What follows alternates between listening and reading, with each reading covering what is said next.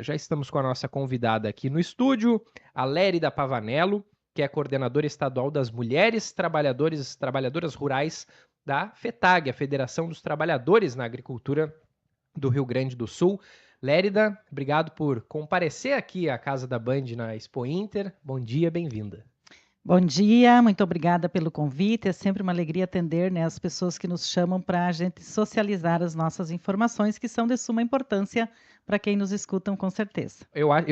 É correto dizer que o Pavilhão da Agricultura Familiar é o nosso local preferido aqui na feira, pelo menos até o momento, né, Bruno Não só Surquiz? nosso, que com quem a gente conversa Eu em acredito qualquer que é de todos lugar que vêm é pra de cá, né? todos. Até porque o fato de ter essas provinhas, como a gente comentou, que fez ontem, e Sim. poder conhecer antes mesmo de consumir, mas consumir ali com vontade de levar tudo, né? Sim. Acho que é o que mais atrai o público, né? Pelo que a gente sabe, pelos números, pelos dados, pelas pesquisas de opinião, não tem outro local mais preferido e visitado do que o Pavilhão da Agricultura Familiar, que esse ano está fantástico. Assim como todos os anos, né? Sim. Cada ano é uma superação, os agricultores, as agricultoras indígenas, quilombolas, todo mundo se prepara muito para vir para cá. E o sucesso sempre é garantido. Ontem, no final do dia, a gente passava nas bancas lá, praticamente todas elas limpinhas, vendida quase tudo. E hoje o pessoal já recebendo produtos novos e vindo de todas as pontas do estado, né? Então, isso é para nós muita alegria. Uma coisa que me chamou a atenção, eu gosto de olhar o nome da banca e o local de onde vem, né? Porque a gente tem ali uma representação de vários cantos aqui do estado. E tem, inclusive, municípios que a gente sabe foram muito duramente afetados pelas enchentes de maio, atingidos ainda ano passado, né? E aí a gente vê que, bom, o pessoal ali se organizou, conseguiu preservar parte da sua produção e apresentar aqui o que tem. Como é que tem sido com esses municípios, assim, o diálogo, como é que eles buscam também o apoio da FETAG numa situação como essa? Na verdade, a gente sabe que muitas, inclusive agroindústrias, que se foram água abaixo, né? E graças à superação, à força de vontade, o trabalho, aquilo que os agricultores têm de essência, que é a esperança, né, de fazer tudo de novo e reconquistar e trabalhar. Então, isso fez com que eles estivessem e pudessem estar aqui, né, com esses produtos lindos. Então, teve muitos aí de municípios, realmente, como você fala, que foram os mais atingidos, né? E a grande maioria delas e deles puderam vir, porque até um apoio, a gente conversando entre eles, até uma agroindústria ajudando a outra, isso aconteceu para que as pessoas pudessem retornar. Então, não é necessariamente uma competitividade, é uma parceria, uma cooperação. É uma parceria. E isso fica muito claro quando tu conversa com eles. Aqui dentro do pavilhão, eles são muito parceiros. Porque é isso, na verdade, tem comércio para todos, né? Tem público para que todos possam ser repassados seus produtos sem competir.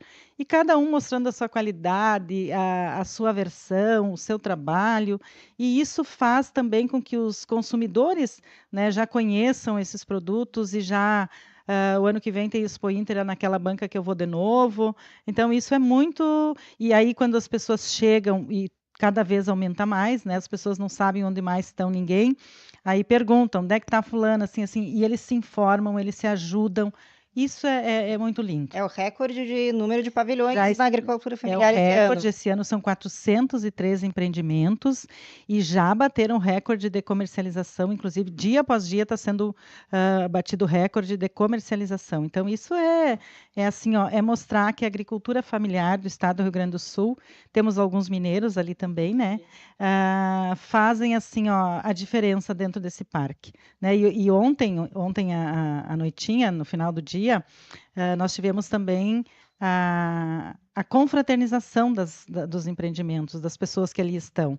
E teve a cerimônia dos homenageados, inclusive pelos 25 anos desse pavilhão, né? Que quando começou, acho que todo mundo sabe, era debaixo de uma lona, começou de chão batido, começou com 30 expositores, né?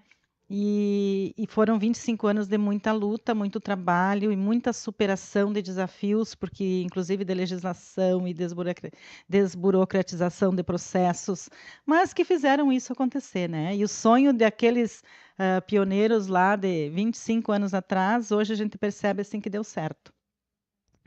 A senhora tem uma longa trajetória tanto na organização de movimento sindical do agro, mas também na representação do papel das mulheres no setor.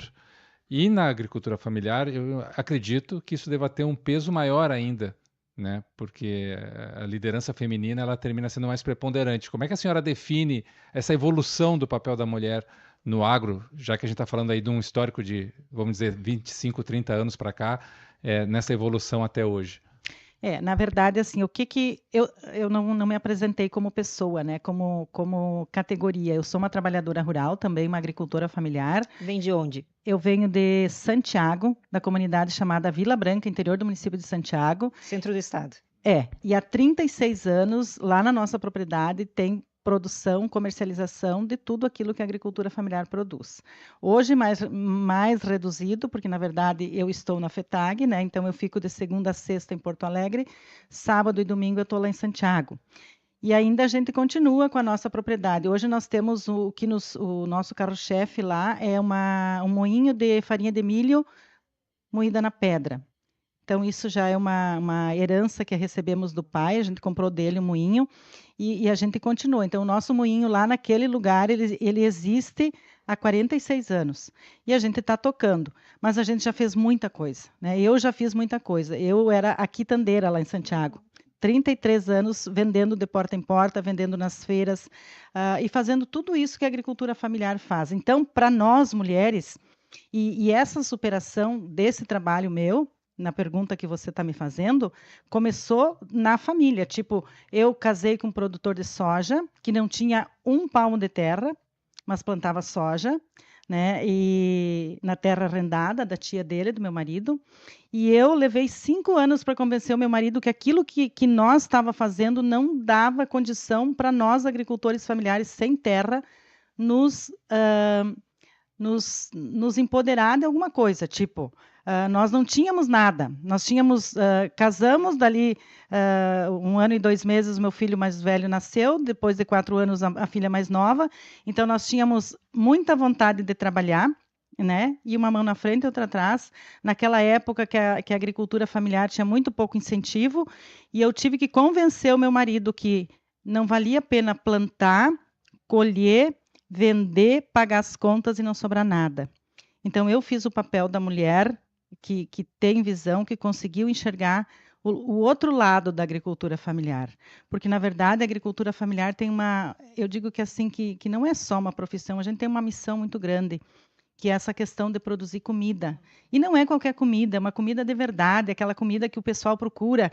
E a prova está aí, né? Quem chega aqui vai lá buscar as coisas do pavilhão da agricultura familiar, porque sabe que é de procedência boa, sabe que é comida de verdade. Então, eu já via isso há 30 e tantos anos atrás. E aí a gente começou, dentro da nossa pequena propriedade, produção de leite, daí eu fazia, vendia leite in natura também, de porta em porta, para os nossos fregueses. Teve uns que 32 anos, toda semana eu chegava na casa.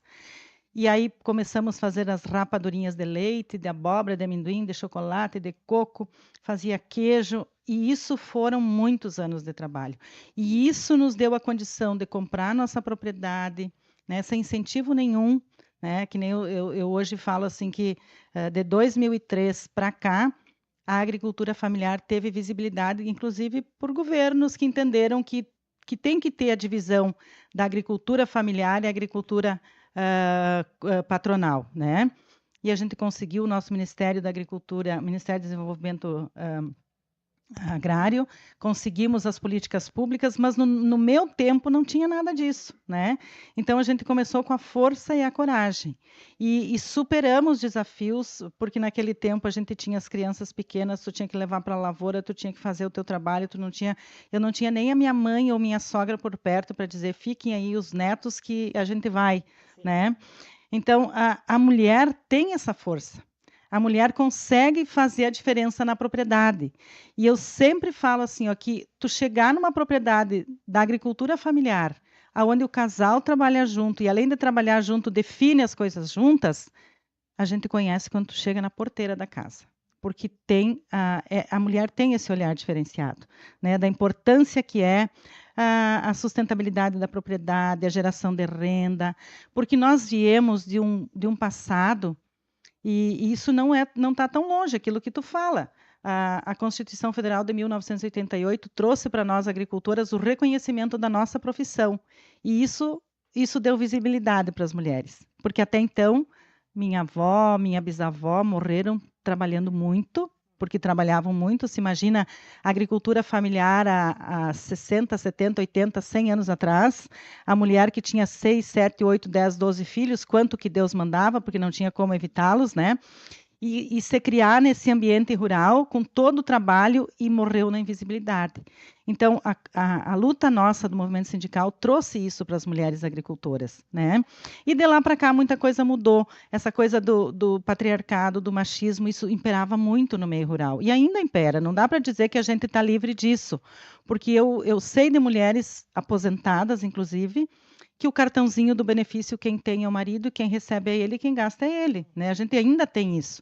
Mas as mulheres, aos poucos, elas foram dando visibilidade para o trabalho, para a vida, para a família, para a propriedade. E estão hoje, eu digo assim, ó, que todo dia tentando superar alguma dificuldade, mas estamos aí na busca de dias melhores, né?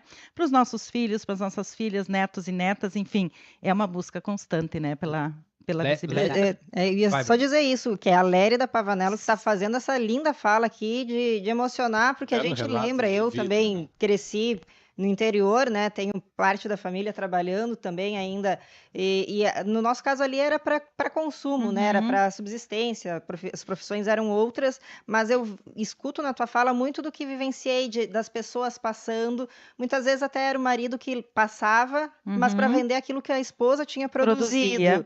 Isso acontecia também com os meus avós. Meu avô vendia o que a minha avó produzia. Isso era assim, era normal isso. Então, muito interessante entender como a mulher também, e com o apoio de forma coletiva, né, entendendo, é tão comum os encontros de mulheres, né, as atividades que a Emater promove no interior com as mulheres, justamente. E os nossos sindicatos têm também essa incumbência, né, de, tipo, a gente tem a nossa organização a nível de estado, e eu estou na FETAG coordenando um pouco esse papel. Desculpa, te cortei a palavra. Não, o tempo é seu. A gente quer te ouvir. Tá, coordenando um pouco assim a organização das mulheres, e nós temos 23 regionais sindicais, em cada uma delas tem uma coordenação de mulheres que trabalha os municípios da volta, os locais. E esses trabalhos são realizados, tipo da gente discutir sobre nós, né? Da gente falar de nós, falar do nosso passado, porque o nosso passado é o nosso alicerce. Então, eu sempre digo que quando tu vai falar da mulher hoje, tu não pode ignorar o passado, porque as nossas mulheres agricultoras sofreram muito. Mulheres e homens, né? Porque, na verdade, a agricultura familiar... eu passei pela fase da agricultura familiar, da enxada, do boi e do arado, para hoje a agricultura familiar com a tecnologia presente nas nossas propriedades agrícolas e fazendo o nosso trabalho menos sacrificado, porque no tempo das nossas famílias era muito sacrifício. Eu acho que tu lembra disso, né? Era muito sacrifício porque não se tinha nada, a gente tinha muito pouco, quase nada. A gente tinha muita vontade de trabalhar e tudo que se consumia na propriedade tinha que ser produzido pela família. Aquilo que tu fala, no máximo uma troca com algum vizinho, produtor. E se ia na cidade, era para comprar talvez a erva, quem não tinha, o açúcar, quem não produzia, e a querosene para o lampião, porque era o que tinha, né, no interior.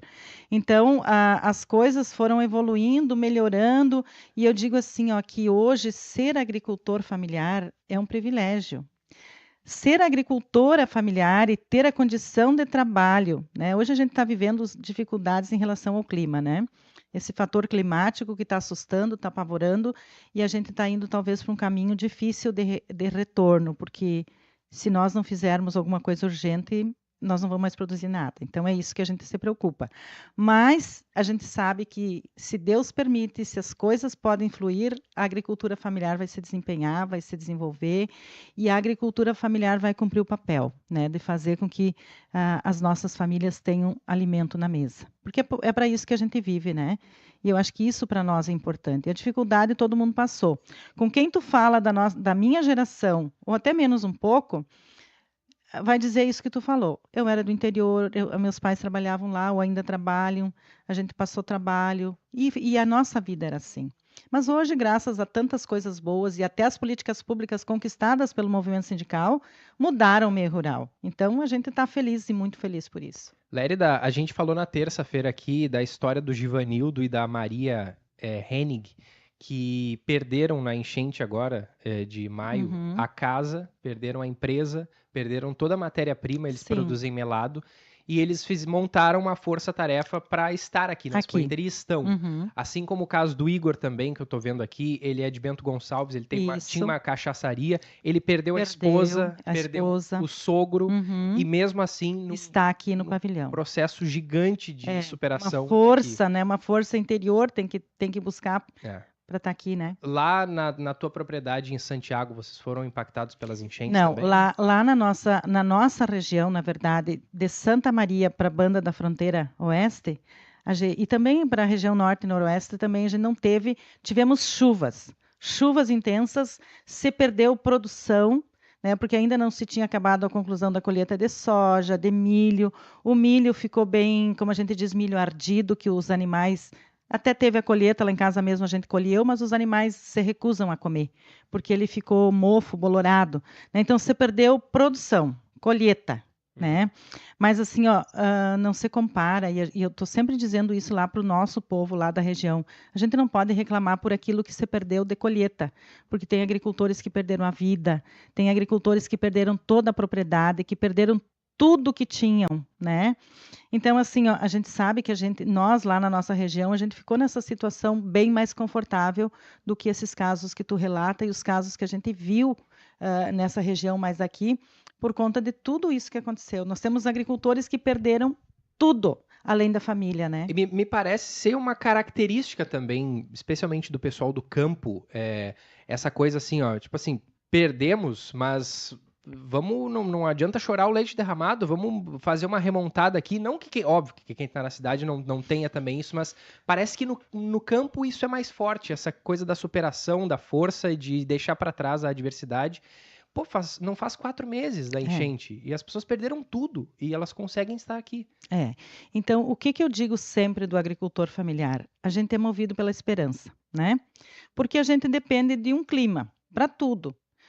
Qualquer agroindústria que tu vai colocar, tu sabe que tu vai ter que ter a matéria-prima. A matéria-prima tu vai produzir lá no campo, né? Na tua lavoura, no teu espaço a céu aberto.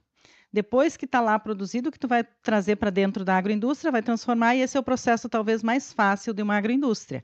Porque para ter a matéria-prima, tu vai ter que ter ou as vacas de leite, ou as frutas, ou as verduras, ou as canas, enfim, tudo aquilo que a terra produz, né?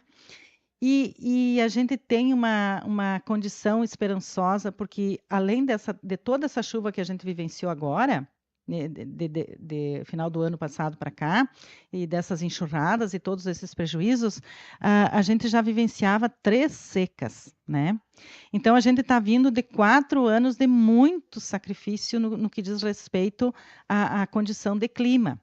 E o agricultor é aquele movido de esperança. Se vem a chuva depois da seca, ele vai lá e planta de novo, ele vai tentar fazer de novo, assim como aconteceu com a enchente, destruiu, levou, vamos recuperar. A gente sabe que tem alguns que ainda não conseguiram organizar a terra para plantar de novo, né? Tem muitas propriedades que ficaram... Eu até tenho o número, mas agora, daqui a pouco eu vou descobrir para ti que eu tenho aqui no celular. Muitas propriedades que ficaram inviabilizadas de produção. Ou seja, não vai ter mais jeito. Solo encharcado, se perdeu a parte tudo, fértil. Você perdeu tudo, desceu ladeira abaixo, não existe mais a propriedade, tem lá um cerro pelado, tem uma condição assim que não existe mais, não tem mais condições de plantio, não tem mais condições de retomada, né? Tem pessoas que estão assim, tipo, procurando para onde ir, né? A gente tem isso também, mas eu tenho certeza que essa pessoa que está nessa condição, se ele tiver a chance de ter o pedacinho de terra novamente, ele vai recomeçar de novo, porque é isso, a gente é movido pela esperança, né? Lérida, eu sempre trago aqui, desde que a gente está com esse assunto das enchentes, o fato de que não tem como a gente debater soluções para o planeta sem botar o agro na mesa, sem conversar com o agro, porque há um impacto direto nas mudanças climáticas o que se faz na agricultura no mundo inteiro, não só no Brasil. E aí o papel da agricultura familiar, ao meu ver, ele é fundamental nisso, porque é o agricultor familiar, o pequeno agricultor que cuida da mata ciliar, que cuida da agrofloresta, que cuida do solo, que tem um contato mais direto com isso do que o grande produtor, monocultor, que às vezes não se preocupa com isso, que faz uma queimada desmedida ou que planta sem renovar o solo, enfim, faz práticas que terminam gerando esses problemas. Só que a gente não está vendo nos debates, nas discussões, trazer essas pessoas para a mesa. Como fazer a volta, né? É. Pois é. Então, a gente sabe assim, ó, e quando a gente fala, deixa eu dizer o número antes de te responder. São 2.418 propriedades que inviabilizou a atividade da propriedade. Então, é muita gente. São 2.000 e tantas famílias, né? Porque a gente está falando de propriedades, mas de quem está envolvido. Então, é né? bastante gente, né? Bastante pessoas. Mas sobre esse assunto do clima, a gente sabe que alguma coisa precisa ser feita, com urgência, né? Ainda ontem a gente estava num debate, a própria FETAG fez ontem um seminário, né, sobre esse tema, os impactos do clima na nossa vida e como que isso a gente vai ter que reverter. E também uma roda de conversa de mulheres, a gente tratava justamente disso, porque hoje a natureza está dizendo para nós, chega, né? E a natureza, ela é essa natureza que a gente tem, a nossa casa comum, né? E que ela, no momento que ela não quiser mais o ser humano, ela vai nos mandar embora, né? O ser humano vai ser banido da natureza, mas a natureza vai se refazer. Não sei se é daqui 10, 20, 30, 100 mil anos, ela vai se refazer, porque ela vai permanecer. Quem vai ser banido dela vai ser nós, que estamos aqui atrapalhando, incomodando e fazendo as coisas erradas, né? Então, essa consciência a gente precisa ter. E não é uma pessoa ou duas, é todo ser humano que está vivendo dentro do planeta precisa ter essa consciência. Ou seja, aqui na cidade, lá no interior, na pequena, média, grande propriedade, todos nós temos uma parcela de culpa de tudo isso que está acontecendo. Então não dá para dizer assim, ó, eu não tenho nada a ver. Todos nós temos a ver, né? E quem está aqui na cidade da mesma forma. Por quê? Porque tudo vai se fazendo pelo capital, né? Tipo, tu tá correndo atrás do dinheiro sem se dar conta que a tua vida está indo pelo ralo. E isso eu estou falando de todas as formas de vida, porque a agricultura familiar é a que mais preserva, é a que mais cuida e é a que é mais cobrada. Por exemplo, se eu lá na minha propriedade vou botar um pezinho de fogo ou derrubar uma árvore, eu vou ser notificada por isso. E a gente sabe que tem coisas que acontecem por aí que ninguém é cobrado, né? Então, nós temos tratamento diferenciado quando é para pequena propriedade. A gente é mais perseguido. Então, a gente tem que andar mais na linha. Só que, há um tempo atrás, nada disso se fazia. Isso começou a acontecer de uns anos para cá. Então, a gente tem que ter essa consciência do cuidado. A natureza precisa do cuidado. O ser humano precisa da natureza. E a natureza, ela vai nos ajudar muito se a gente souber cuidar dela. E o que a gente tem percebido? E eu estou falando agora da nossa região, porque a nossa região teve 3 secas consecutivas, não teve alagamentos, porque lá a gente não tem muito rio por perto, a não ser lá alguns rios que tem, e teve com essas enchentes, o que tinha de mata ciliar na volta de rio levou tudo, né? E o que a gente percebe assim, ó, que nós precisamos cada vez mais ter essa consciência, porque lá na nossa região, como eu falava, 3 anos de seca. E todo ano é uma angústia para nós. Agora a gente está com previsão de nova estiagem, pior ainda do que a do ano passado. Então, assim, ó, a gente já tem lugares lá da nossa região que está virando deserto. A nossa região, ela tem um sol de 40 graus no verão. Aí tem pessoas que dizem assim, mas a seca sempre existiu. Sim, eu sei que existiu a seca, sempre existiu. Mas não em um intervalo tão curto, né? E uma outra coisa que me preocupa, além da seca, é o sol que queima. Porque, como eu falei para vocês, a nossa vida foi e está sendo de ser agricultores familiares, do tempo da enxada. E quando nós começamos a transformar o soja em plantação de mandioca, de batata, há 30 e tantos anos atrás, nós plantávamos 5 hectares de mandioca, era tudo carpido de enxada. Tipo, 1h30 nós estava lá na lavoura capinando.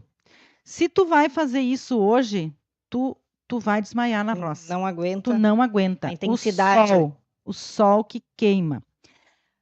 Hoje nós plantamos lá os pepinos a céu aberto, eles saem pequenininhos, o sol queima, eles ficam cozidinhos do sol. E assim são Fermenta. tudo, eles queimam. Então o sol que a gente tem hoje não era o que a gente tinha logo ali atrás, né? Então essa consciência a gente precisa ter e aí eu lembro de um tempo atrás, uns 20 anos atrás, mais ou menos, que eu já escutava falar do aquecimento global, né? E esse assunto parecia que ia ser tipo, isso não vai acontecer aqui. Isso não vai ser para nós. Isso eu não vou enxergar, né? E tá aí. O resultado já está aí, na nossa mão. E nós temos que ser inteligentes o suficientes e termos a consciência que todos somos responsáveis por isso, né? Todos somos. A gente não pode dizer assim, não, eu lá em casa eu preservei, eu cuidei. Não, alguma coisa eu fiz errado, que a gente tem que ter essa consciência. E uma questão assim, ó, precisamos com urgência fazer ações. Porque discutir, falar, conversar, debater, né? Mas enquanto a gente está aqui debatendo, lá tem alguém que está tentando fazer do banhado uma lavoura de soja, né? E não tem freio para isso. Lá em outro estado daqui do Brasil, tem alguém que saiu daqui do estado do Rio Grande do Sul e está indo lá com tratores e maquinários, equipamentos, trator de esteira, derrubando tudo que é coisa para plantar soja. Então a ganância está tomando conta do ser humano e o ser humano não está se dando conta que a nossa saúde já foi pelo ralo, né? Porque hoje a gente está percebendo assim, ó, tanta coisa que a gente às vezes se pergunta, não sei como é que a gente vai dar a volta por cima. Sim. Como é que faz para diminuir essa distância entre o que as cabeças pensantes do agro definem de normas para o que acontece lá no campo que está de errado? Nós temos que ter fiscalização severa. Eu acredito que se todo mundo tiver essa consciência de que tem que ter ação, tem que ter prática e não só fala, alguém vai ter que fazer alguma coisa, né? E eu não sei da onde que vai sair essa iniciativa, mas que precisa ser feito, precisa. Porque ou nós vamos acabar, né? Hoje a gente está vendo estados inteiros pegando fogo.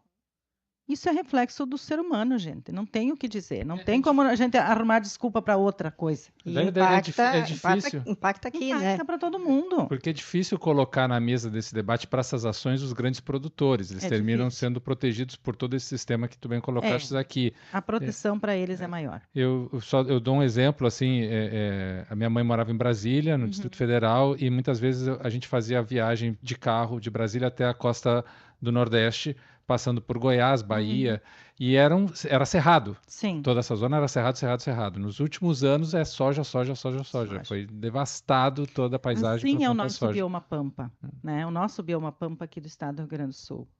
Tu saía de Santa Maria para a banda da fronteira, tu enxergava campo nativo.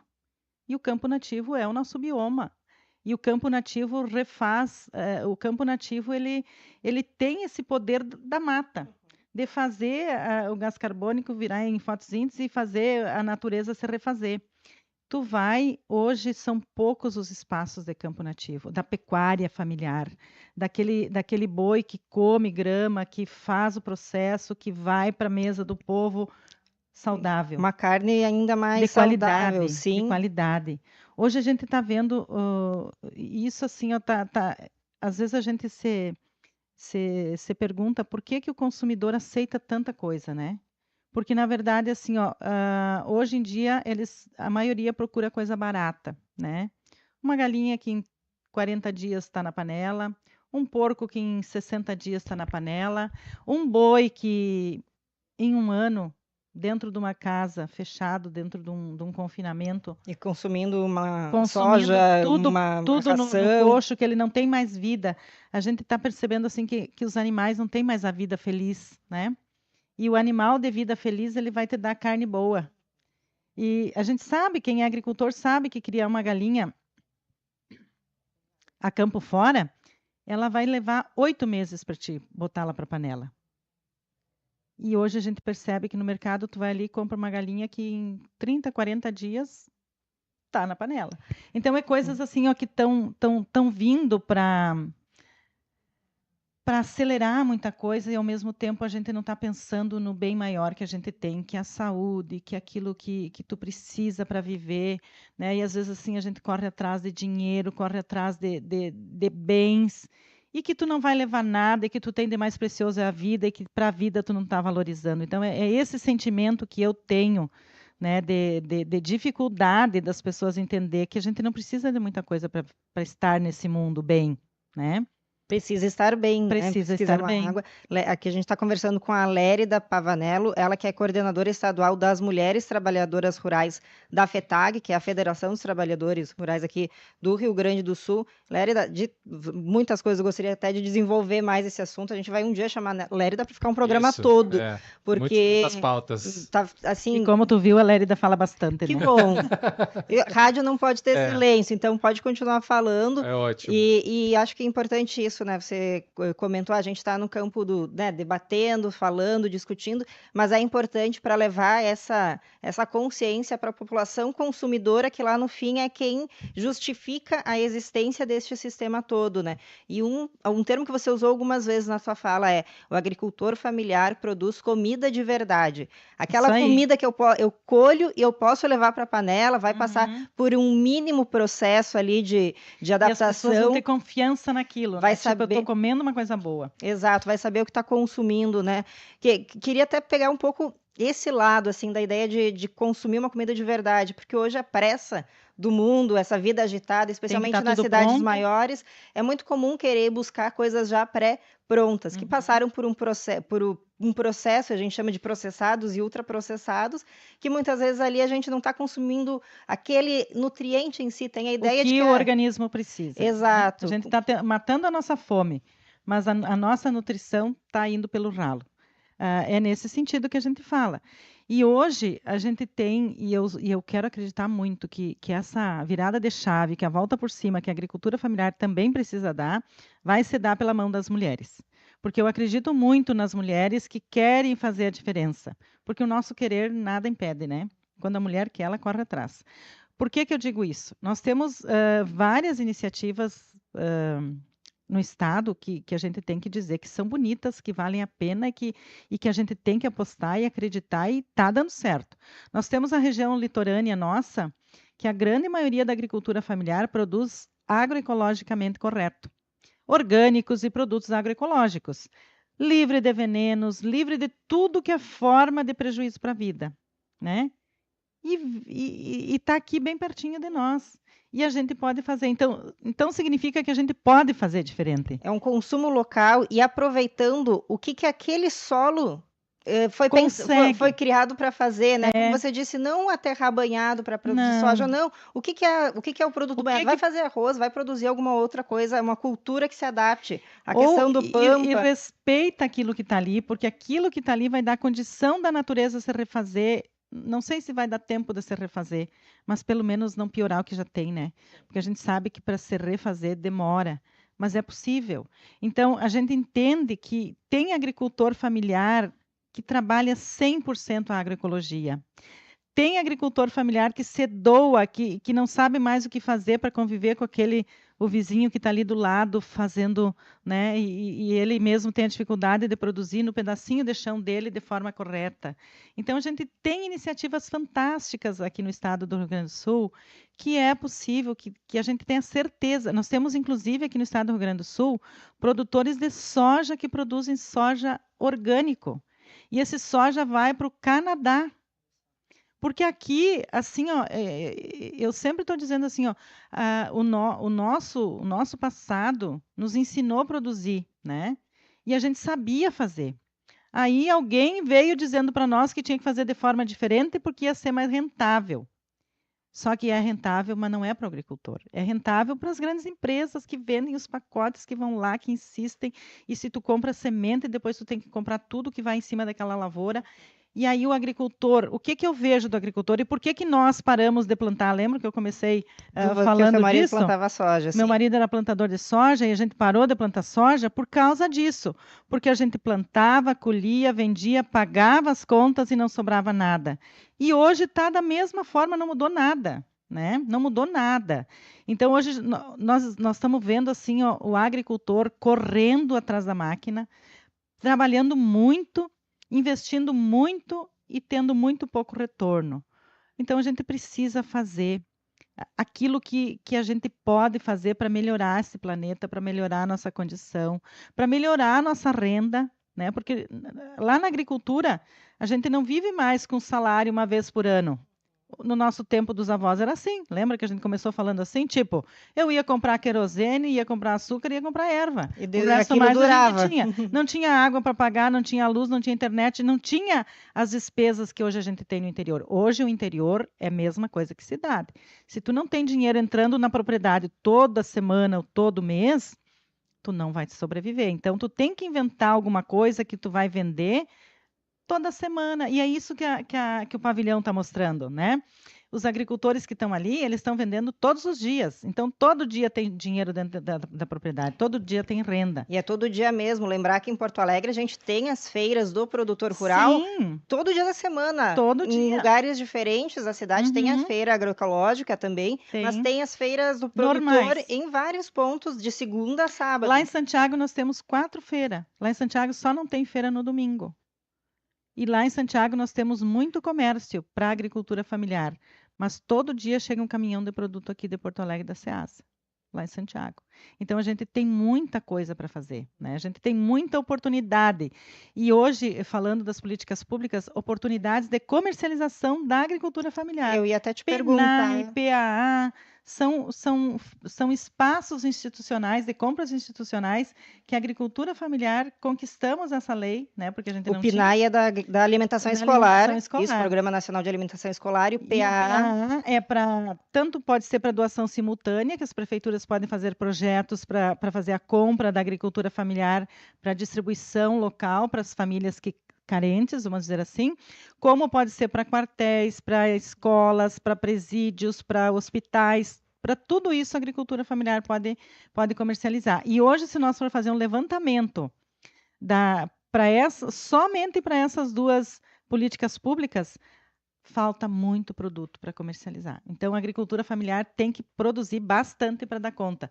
Aquilo que você fala, para matar a fome, né? Para matar a fome do mundo, a agricultura familiar tem que fazer um papel relevante, importante e insistente, né? A gente tem que tentar resistir às dificuldades do clima,